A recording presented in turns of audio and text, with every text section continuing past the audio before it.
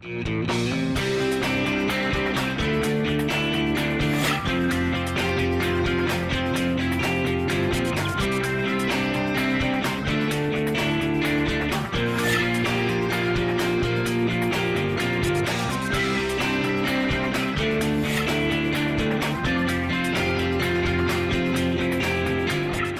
I'm Avery Davidson. And I'm Kristen Oakes-White. Thank you for joining us for This Week in Louisiana Agriculture, the only TV show bringing Louisiana farmers and consumers together every week. We begin this new year with a new administration. Joe Biden is now the 46th President of the United States. And his running mate Kamala Harris made history as the first woman and first person of color sworn in as Vice President. This new administration will, in at least one way, look a little bit like the Obama administration. That's because President Biden has chosen former Secretary of Agriculture Tom Vilsack to take that role again. And it was farmers who basically created the opportunity for every single person in this country that's not a farmer to dream about being something: a lawyer, a doctor, an engineer, a teacher, a carpenter.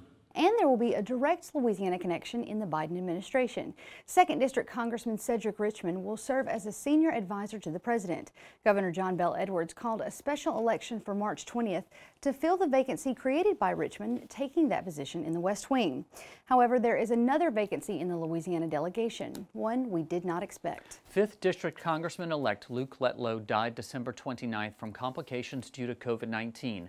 That special election on March 20th is when voters will fill that seat. As of now, there are only 2 announced candidates to fill the 5th District seat: Democrat Candy Kristoff of Alexandria and Luke's widow, Dr. Julia Letlow, who is running as a Republican. Letlow says she and Luke were a team and had great plans for the district. You know, Luke and I were lockstep with each other, as you often are with your spouse. We've been best friends for the last 8 years, and he had some really strong connections with the ag community. He was a fighter. He and Dr. Abraham, you know, really did a lot to help the ag community, and he instilled that love in me and that passion to want to move that forward and really be a champion for the agriculture community. That would be something that I would carry forward in Washington. Former 5th District Congressman Ralph Abraham has endorsed Letlow, as has House Minority Whip Steve Scalise. Again, that special election set for March 20th. Farmers and ranchers here in Louisiana and across the country connected virtually for the 102nd American Farm Bureau Federation annual meeting. It was during the opening session that the American Farm Bureau honored retired Louisiana Farm Bureau President Ronnie Anderson with the Founders Award. Jonna Miller has that story. COVID put him in the hospital. He walked out 78 days later. Ronnie Anderson personifies what it means to be Farm Bureau strong.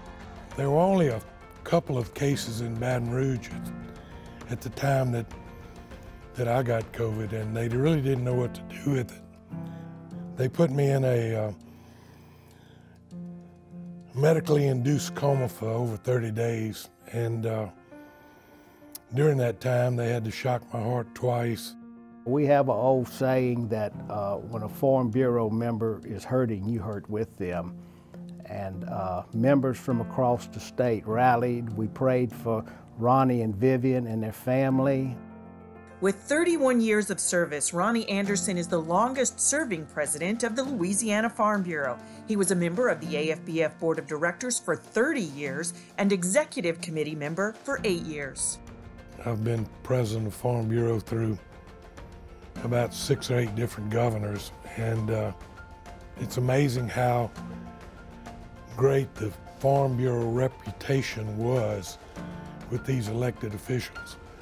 Commissioner of Agriculture, Insurance Commissioner. Anderson credits volunteer leaders with Louisiana Farm Bureau's success. During his years as president, it more than doubled in size and won top honors at the national level. He has received many personal honors as well, named Man of the Year in Louisiana Agriculture in 1995 and Agricultural Alumnus of the Year by LSU. I've known Ronnie for 30 years, and he's always been very thoughtful and would always take a consensus of which way the board and an organization would go. Anderson's leadership style was honed over the years, beginning as a parish president in his 20s. His institutional knowledge and qualities as a leader were invaluable to AFBF. Ronnie was just naturally a leader, in my opinion, in the American Farm Bureau and on that board. When I became president 14 years ago, Ronnie Anderson was one of the first people to really take me under his wings and coach me up about American Farm Bureau, and not only the politics, but bring me up to speed on the things we do and the reasons that we do things. And he just kind of mentored me. When you can be a president of a state farm bureau organization for that number of years and be able to do the things that he has done, not only his accomplishments, but his leadership and the leadership development around him, I think that's really what Farm Bureau is all about, is being a leader, but also developing leaders for the future and understanding what it takes to get an organization to the future. Now that he's retired from Farm Bureau, Anderson wants to spend more time on his farm in Ethel, Louisiana. He raises beef cattle and has a soft spot for horses. I started breeding horses years ago, and I'm a collector. Instead of, getting rid of those things and selling them, I kept a lot of them, and I've got way too many now, but it's something to play with. At one point, it was looking grim that he would recover from COVID-19 and go home, but he did, for which he is grateful. I really think the prayers and concerns of all my friends and Farm Bureau friends especially made a huge difference. Anderson will receive another honor in a couple of weeks, March 4th to be exact, induction into the Louisiana Agriculture Hall of Distinction. It's an honor well deserved. It certainly is. And Ronnie Anderson was not the only person from Louisiana recognized at the American Farm Bureau Convention. Louisiana Farm Bureau Young Farmers and Ranchers Achievement Award winner Philip Tomlinson made the top 10 for the same award on the national level. Louisiana Excellence in Agriculture Award winner Camry Martin also competed in her event virtually. Thanks for all of your hard work. You represented us so well, and we're so very proud of you. Louisiana crawfish farmers are starting to get a bit of a cold shoulder from Mother Nature. Yeah, it's all because of these cold temperatures we've had recently in the mornings. David Savoy, chairman of the Louisiana Crawfish Promotion and Research Board, says his workers were hauling in about 5 to 6 sacks of crawfish each and every day before the latest cold fronts. Now, since then, those same workers are only hauling in about 1 to 1.5 sacks per day. Savoy says while the afternoon warm-ups into the 70s are helping, the temps just are not staying up long enough, and that's keeping the crawfish from coming out. That said, Savoy says he's happy to see demand is up, and many restaurants right now are offering crawfish to go. So call and eat some. Well, we're always looking for fun ways to show you how agriculture fits into your daily life. TWILA's Neil Malasaw found a husband and wife team that have distilled that nicely for us. This week he takes us to Baton Rouge Distilling, where engineering and agriculture meet in the most fun way possible. It pours clear, but that's only after a lot of work to get it there. Ricky and Natasha are co-owners of Baton Rouge Distilling, who started the company 5 years ago as part of a burgeoning movement of small batch distilleries. Ricky, an engineer by trade, got the idea after touring more famous ones in Kentucky. You know, the engineer in me says this is a recipe, this is going to happen this way, but the taste sensory of distillation I've learned is pretty important. You know, when you're distilling, you're tasting, because you're separating all the alcohols based on temperature, and you're going to have some acetones that you don't really want to drink, and then the ethanol in the middle is what you want to drink, and trying to make those cuts of what you're going to keep and, you know, what you're going to put in the barrel and what you're going to discard. That's kind of the artistic piece of it.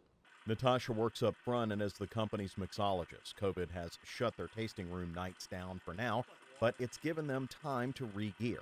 A native of France, Natasha says their libation culture has influenced Baton Rouge Distillery's unique approach. What I tell people is like hard alcohol, whenever you have like a family dinner, usually you're going to have that, what they call the digestif at the end. It's kind of like the little shot of something just kind of help you digest your food and all that stuff.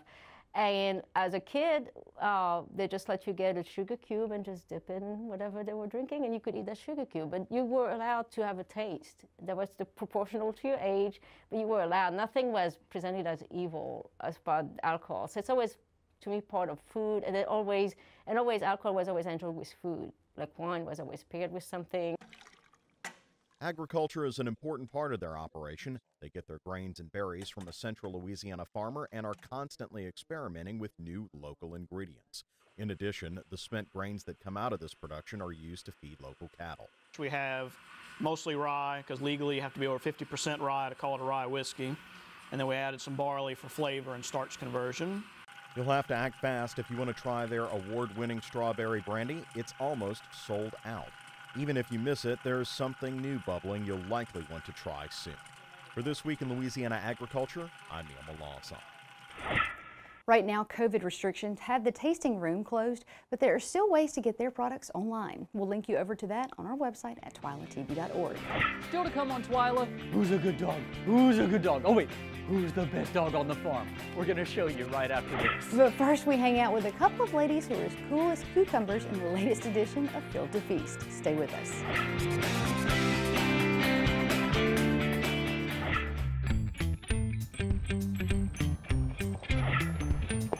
Welcome to Field to Feast, where we profile Louisiana and its local ingredients.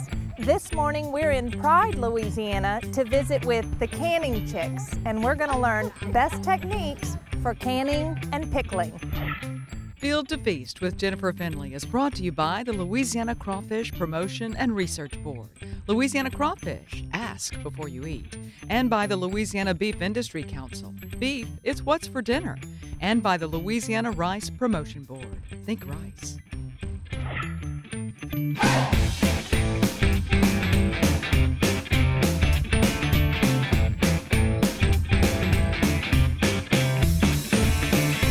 So we're here at Luckett Farms with Casey Luckett, and we are so excited because we're going to be pulling up some carrots so that we can take it back to the kitchen and start canning.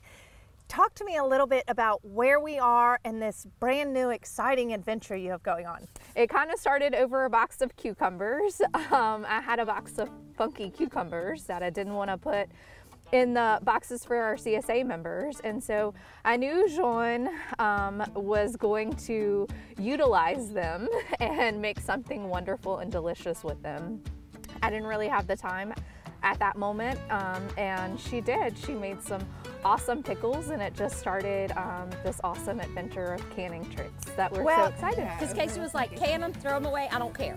So I made pickles. My husband's like, what are we gonna do with this? So we're gonna eat half, and Casey's gonna eat the other half.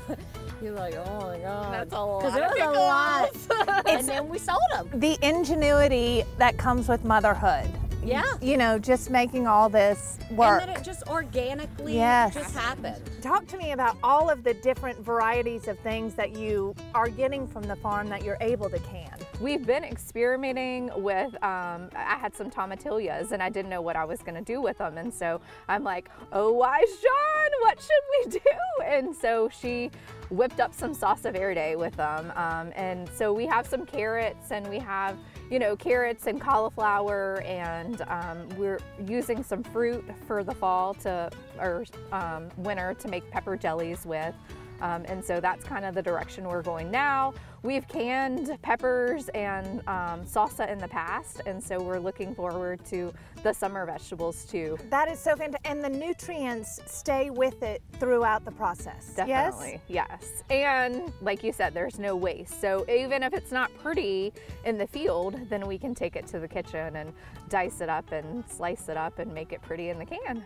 I just think this sounds so exciting. One thing you have to help me with is, you know, my boss Avery, and your pickles, these pickles are his favorite. So I'm in big trouble if I leave here without them. You're probably gonna have to bring some home for the whole TWILA team, since I know everybody there, they're probably gonna want some of the goodness. Well, I emptied my trunk, so I'm ready to do just that. I'm so excited about all of this. Is this a dream come true for you? It is. It really is. It's been really fun, and it's not work because I'm enjoying it. I think we both are. Well, I don't know about you guys, but I'm ready to take all of these wonderful carrots and head back to the kitchen. All right, let's do it.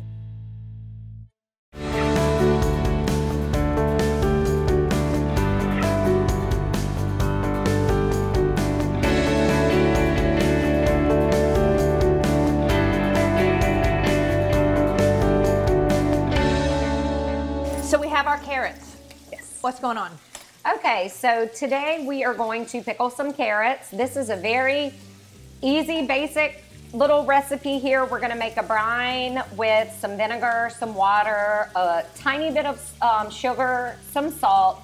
We're gonna, of course, add some garlic that we also just freshly picked, and some red pepper flakes. Oh, we might add some mustard seed in there too, just for good measure, okay? And that's kind of how this works. Like, it's taste as you go. Now, we're doing home kitchen for us today, but when you're canning for sale, you have a different set of protocols, or how does that work? Well, we abide by the food safety guidelines always, okay? Of course, it's wash your hands, wash your hands, wash your hands. Make sure you have a clean kitchen, a clean working area, everything. Just cleanliness is just, of course. Godliness. Food is like our love language, and that's how, you know, that's how we show people that we love them. That's how I show people that I love them. I'm gonna make you a bread pudding, or I'm gonna bring you a meal. If you're down, I'm gonna drop food off. That is how I show my love language.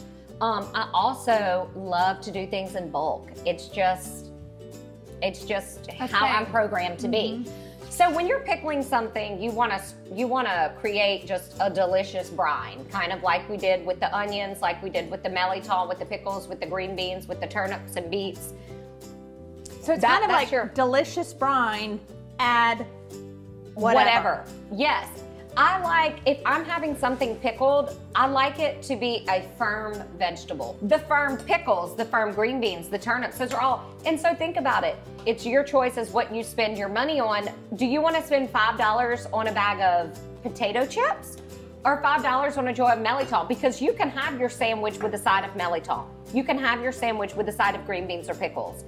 And you know, it's just kind of making better, healthy choices, especially with the new year and all of everybody's, you know, all of their... This might very well be my new favorite food of 2021. Hands melitol? down. Well, and Try you know, the Canning Chicks melitol. We experimented with the melitol because we weren't sure that we were even gonna, did we want to blanch it first? Did we want it crunchy? Did we want it, you know, firm? Did we want it not as crunchy, etc.? So one thing that the Canning Chicks have no problem doing is just pouring things right down the drain if they don't work out. So pickling is just a way to preserve your food. You use it through either fermentation or with vinegar. Okay. Okay, and you don't necessarily have to can or process something that you pickle. Okay. You can put it in the refrigerator. Okay. And it can keep. The reason that you can something in a water bath or pressure canning is just so it will have a longer shelf life. And so it will not utilize space in your refrigerator, okay? Not everyone has multiple refrigerators. You may want other things than just canned goods, unlike Casey and I's refrigerator. Our refrigerator is full of canned goods, and we love that, okay? That might be too much for some people. They might not have the space for that. So in order to have the ability to put it in your pantry or cupboard and have a longer shelf life, you can it. Well, I am so excited to stay in the kitchen with you guys and continue this process. But for all of those watching that would like to try your products, how do we get them? How do we get in touch with you? We have a website. It is www.canningchicks.com. You can order it on there. They will have shipping options available, delivery or pickup options available, but it is www.canningchicks.com. Well, that's fantastic. And also, if you would like any more information about this or to have a link over to their page, you can visit us at twilatv.org. Thank you for joining us today for Field to Feast. And ladies, thank you so much for including me in your kitchen. Loved it. Field to Feast with Jennifer Finley was brought to you by the Louisiana Crawfish Promotion and Research Board, Louisiana Crawfish, ask before you eat, and by the Louisiana Beef Industry Council, beef, it's what's for dinner, and by the Louisiana Rice Promotion Board, think rice. So the bread and butter pickles from there, apparently they are like thebomb.com because my mother like ate half a jar right away. Well, like I wouldn't stand a know chance. because I didn't get any. How did you get some and I didn't? I have connections. I have connections. Okay, connections, paid connections. I may have bribed someone. Appreciate that, Canning Chicks. We'll I would hook have you up. liked some. Yeah. Well, for the last 3 years, the American Farm Bureau has awarded a prestigious honor to one of the hardest working four-legged friends on the farm, the Farm Dog of the Year. In this week's heartwarming TWILA Boost, we introduce you to the winning pup, a 5-year-old Australian Shepherd named Bendy. I think we have a friendship, really. We do a lot of things together, and she's a big source of joy in my life. And certainly has taught me to be grateful and have an attitude of gratitude with a lot of things.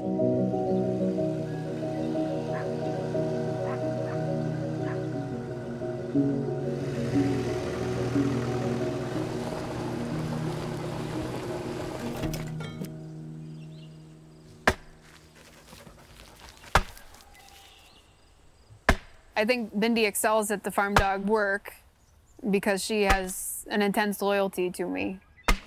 I don't have to ask her to come with me. I know that she's always there. On the farm, she works cows. For us, that could look like moving a cow from inside to outside the barn. We'll go out on pasture and make sure everybody's okay. If there's somebody that needs to come in, she can help gather them up and bring them down. When I'm feeding the cows on pasture, she drives them away from the feed trough so that they're not crowding me when I'm going to feed grain. The cows weigh 1,200, 1,500 pounds, and we've got a group of 30 of those that are antsy to get their grain. By having the dog there to enforce some rules, it keeps me a lot safer, and I can work a lot more independently. I mean, I couldn't do what I do on a daily basis without having her there. It helps us work efficiently, but it also keeps me safe.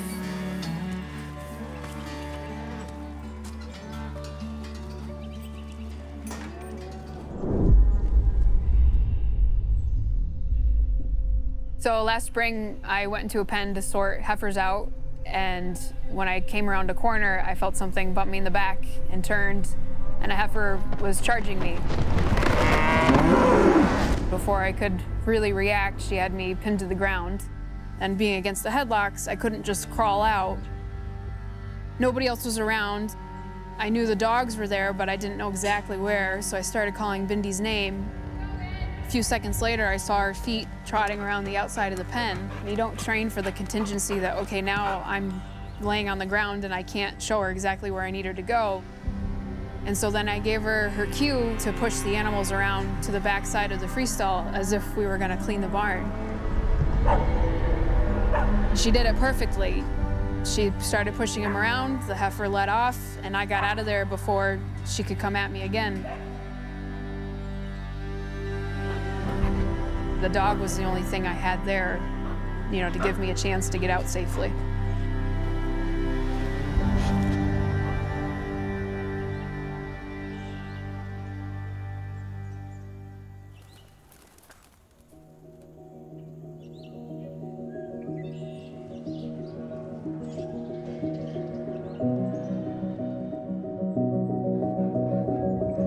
She's more than just a tool on the farm. Bindi's work goes beyond the farm. At the end of the day, Bindi is almost my constant companion. Her joy and quirkiness and craziness, I couldn't imagine that not being there. There's a saying, having considered all the options, choose joy, and she helps me do that. Now, how awesome was that story? It was great. That was great. Good dog. Good dog. Save someone's life. Good dog. Very good dog. Well, that does it for this edition of TWILA. Be sure to join us next week when we'll have more on crawfish season, and I'm hoping that that means Avery is bringing back some for me. We'll see if they live. If they live, you'll be able to get them. Until then, you can watch all of our stories online at twilatv.org, and be sure to like us on Facebook, follow us on Twitter and Instagram, and you can also find all of these stories and more on our YouTube channel. Be sure to subscribe, turn on those notifications so you know when we put out new content. For all of us here at TWILA, thanks for joining us. We hope to see you again right here next week.